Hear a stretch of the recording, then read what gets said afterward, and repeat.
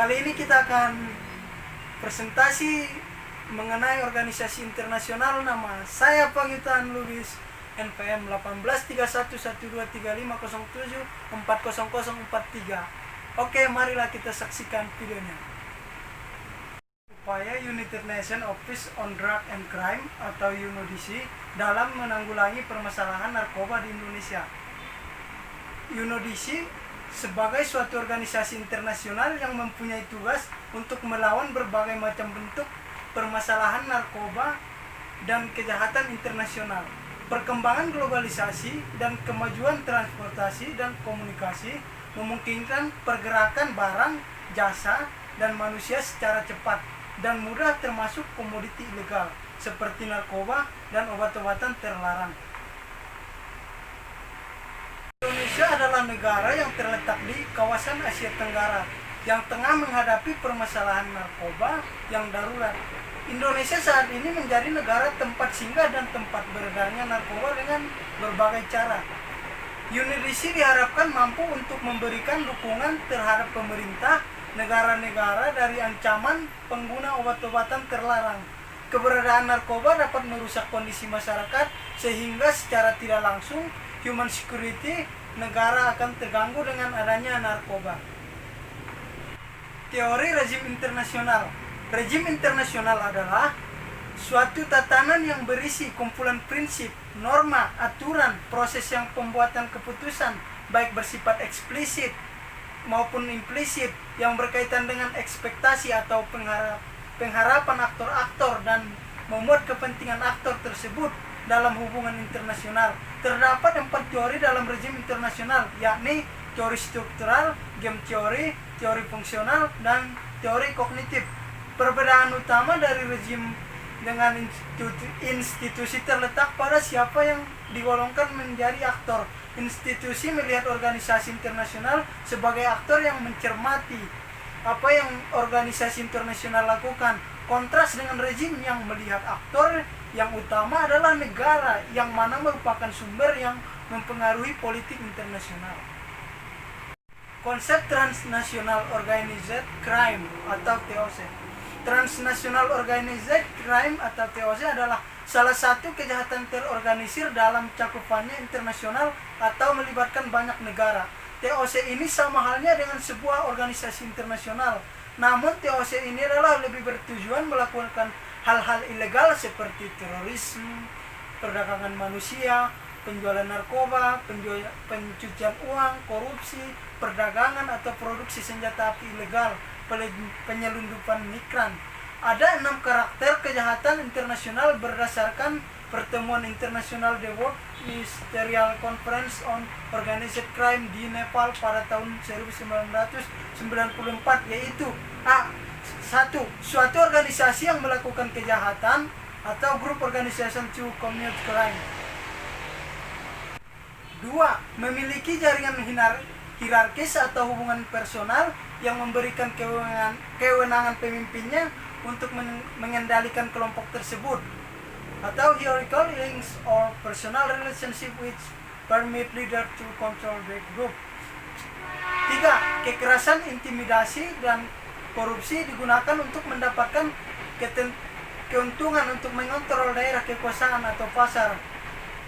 Keempat, mencuci uang hasil perdagangan gelap, baik yang berasal dari kegiatan kriminal dan disusupkan dalam kegiatan ekonomi yang sah, atau laundering of process both in pursuit of criminal activity and in legitimasi ekonomi. 5. Memperluas jaringan operasinya ke luar negeri. Keenam, bekerja sama dengan kelompok kejahatan transnasional terorganisir lainnya. Analisis dan pembahasan. Upaya UNODC membantu pemerintah Indonesia dalam menanggulangi narkoba.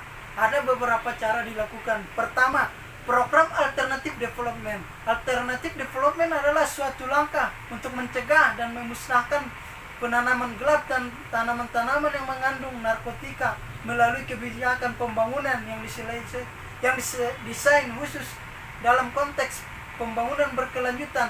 Hal ini dapat dikatakan bahwa program alternatif development adalah suatu langkah untuk mencegah dan memusnahkan penanaman gelap.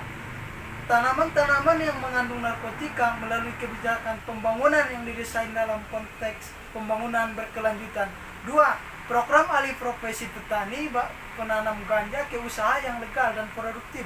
Pengalihan ini dengan maksud untuk menghapuskan dan meningkatkan jumlah petani penanam ganja yang beralih kepada usaha alternatif yang legal dan produktif. Cara yang ketiga atau solusi yang ketiga, Global Smart Program. Tujuan menyeluruh dari Global Smart Program untuk membantu pemerintah Indonesia membuat keputusan berdasarkan bukti yang efektif untuk merancang strategi melawan narkoba dan obat-obatan sintesis. Yang keempat, monitoring dan reporting. UNODC berusaha untuk mencegah awal dan mengurangi tingkat penggunaan narkoba dengan mengadaptasi, melaksanakan, dan mengevaluasi program pencegahan zat berbasis bukti dan intervensi, dan akan meningkatkan efektivitas pengobatan ketergantungan obat dan layanan reintegrasi. Dukungan UNODC di Indonesia semakin fokus pada penyediaan kebijakan dan saran strategis dalam mengembangkan kebijakan dan strategi nasional. Langkah yang kelima, financing. UNODC berkomitmen untuk memobilisasi bantuan keuangan agar dapat secara efektif melaksanakan program negara ini di Indonesia. Saat ini dua donor utama yakni Uni Eropa dan Norwegia merupakan pendonor utama untuk pendanaan UNODC di Indonesia. Pengamanan basis donor yang lebih luas dan pendanaan lainnya seperti kontribusi pemerintah dan pendanaan sektor swasta akan diprioritaskan. Langkah yang keenam, the pilot project dan rehabilitasi berbasis konservasi alam. UNODC bersama-sama dengan 11 badan PBB mengeluarkan pernyataan bersama joint statement yang menyerukan negara-negara anggota UNODC untuk menghapus penahanan bagi pengguna narkoba dan rehabilitasi wajib bagi pengguna narkoba.